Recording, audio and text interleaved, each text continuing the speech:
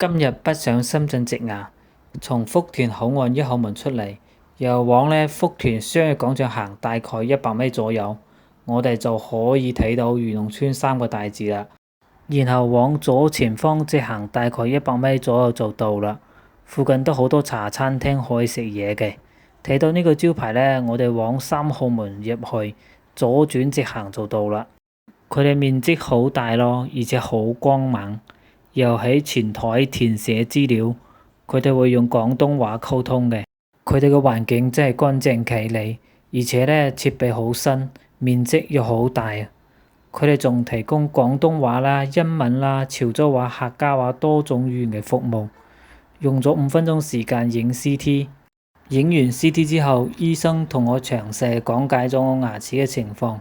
我缺牙3年，已經出現咗牙骨萎縮嘅情況。醫生係建議盡快種植牙嘅，由醫生推薦咗佢哋嘅韓國親水料種植牙，6580蚊，又可以減免300蚊優惠券，冇其他雜費嘅。因為醫生好專業同耐心，我決定當日種植牙。準備治療當中，醫生同護士話我知唔使驚，因為種植牙係唔痛嘅，但係我都有啲緊張啊。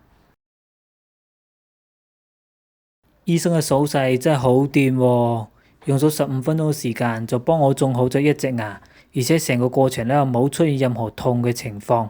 醫生咧仲驚我緊張，成個過程會安慰我。醫生嘅手勢真係好犀利。佢哋喺牆上公示咗價目表，而且醫生嘅質素都好唔錯，全部畢業於知名嘅醫科大學，仲獲得咗香港企業領袖品牌，係一間香港嘅公司。今次幫我治療嘅係佢哋嘅妙醫生，經驗都好豐富，而且仲係2021年嘅牙醫考試嘅考官。今次嚟維港康種植牙真係一次好唔錯嘅體驗。醫生手勢好，而且明碼實價，冇其他雜費。佢哋口岸又近，來回都好方便。